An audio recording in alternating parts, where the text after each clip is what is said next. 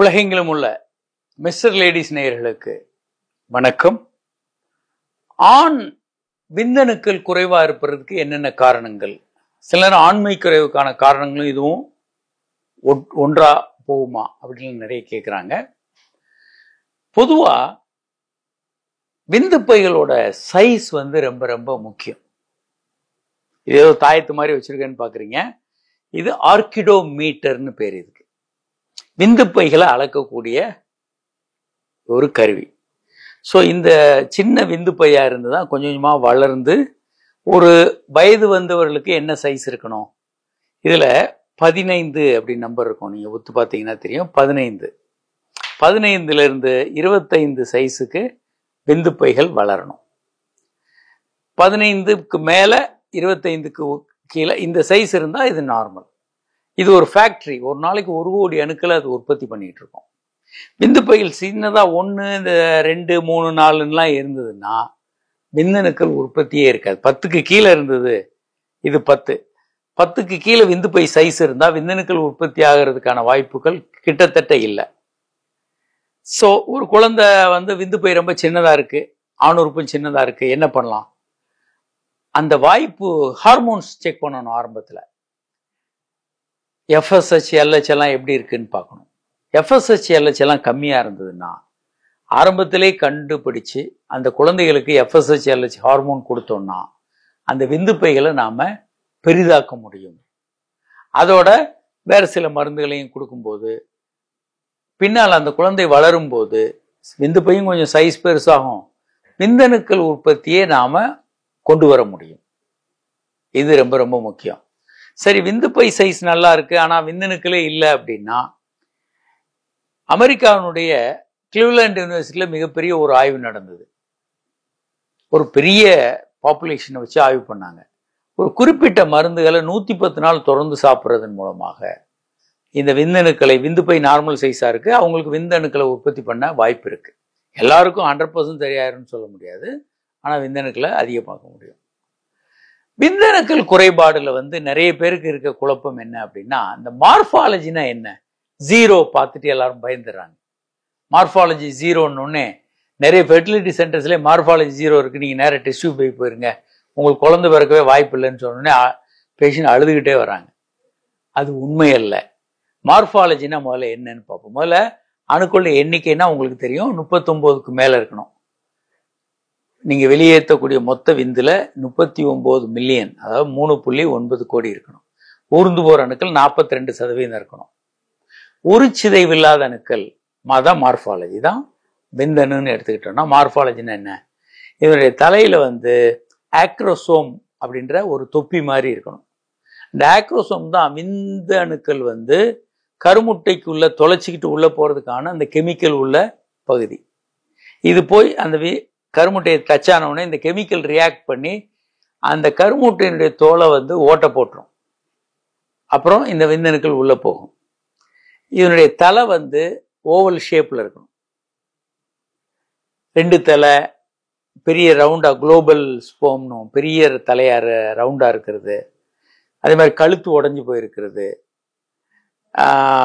2 வால், 2 தலை, இந்த மாதிரியான பல்வேறு குறைபாடுகளோட விந்து இருக்கிறது மார்பாலஜின்னு சொல்லுவோம். அப்ப பர்ஃபெக்டா இருக்கிற விந்தணுக்கள் தான் நார்மல். இது 4% இருக்கணும். அது ஏன் இந்த 4%? முன்னால 30% இருந்தது. இப்போ க்ரூகர் ஸ்ட்ரிக்ட் கிரைட்டீரியான ஒரு கிரைட்டீரியா உள்ள போட்டாங்க. அதன் மூலம் 4% வந்திருக்கு. விந்தணுக்களை இம்ப்ரூவ் பண்ண முடியும். ஸோ என்ன மருந்துகள் கொடுக்குறோம், காரணம் என்னன்னு கண்டுபிடிக்க முயற்சி பண்றோம். விந்தணுக்கள் கம்மியா இருந்ததுன்னா என்ன காரணம்னு பார்க்க முயற்சி பண்றோம். அதற்கு ஏதாவது ஹார்மோன் கம்மியா இருக்கு, இல்லை ஏதாவது நோய் தொற்று இருக்கு, ஏதாவது தொற்று நோய்கள், கிருமி தொற்று அல்லது வேற ஏதாவது குறைபாடுகள் இருந்தால் அதெல்லாம் சரி பண்ணலாம். அப்படி எந்த குறைபாடுமே, பெரும்பாலும் 85% பேருக்கு எந்த குறைபாடும் இருக்காது. அது எப்பயோ ஒரு காரணத்தினால விந்தணுக்கள் குறைஞ்சி போயிட்டு இருக்கும். இப்ப அதை சரி பண்ணணும், சரி பண்ண முடியும், முயற்சி பண்ணலாம். அப்ப என்ன கொடுக்குறாங்க? L-கார்னிட்டின், CoQ enzyme, vitamins, mineral, anti oxidants ஓரளவுக்கு உதவியாக இருக்கிறதுன்னு கண்டுபிடிச்சிருக்காங்க. ஹார்மோன் பிரச்சனைகள் இருந்தால் ஹார்மோன் பிரச்சனைகளை சரி செய்ய முடியும். அதே மாதிரி வாழ்க்கை முறை மாற்றங்கள் நிறைய முறை நம்ம சொல்றோம். 5 ஊ ஞாபகம் வச்சுக்கோங்க. ஒன்று உணவு, நல்ல காய்கறிகள் பழங்கள் நிறைய சாப்பிடுங்க. சிகரெட்டு பீடி இந்த மாதிரி மது எல்லாம் விட்டுருங்க. போதை பழக்கங்கள் எல்லாத்தையும் விட்டுருங்க. உணவு. 2வது ஊ உணர்வு. உங்களுடைய டிப்ரெஷன், ஆங்ஸைட்டி, பதட்டம், கோபம், வெறுப்பு இந்த மாதிரியான ஒரு டிப்ரெஷன் ஸ்டேட்ல இருந்தீங்கன்னா செக்ஸ் குறைஞ்சிரும். விந்தணுக்களையும் அது பாதிக்குது. உணர்வு. 3வது உடற்பயிற்சி. ஒரு மணி நேரமாவது எல்லாரும் ஒரு ஆரோக்கியமான உடற்பயிற்சி செய்யணும். இந்த பக்கம் ஒரு படத்துல விவேக் ஜிம்முக்கு போயிட்டாங்க, கிண்டலா பேசுவார். நீ எக்ஸசைஸ் பண்ணீங்கன்னா ஆண்மை குறைவுன்னு வந்துடும் அப்படின்ற மாதிரி ஜோக்கா. இது திரும்ப திரும்ப ஜோக்காக ஒளிபரப்பி இது உண்மைன்ற மாதிரி தமிழக மக்கள் நம்புற மாதிரி ஆயிடுச்சு. உடற்பயிற்சி உடம்புக்கு நல்லது. யாருக்கு பிரச்சனை வரும்?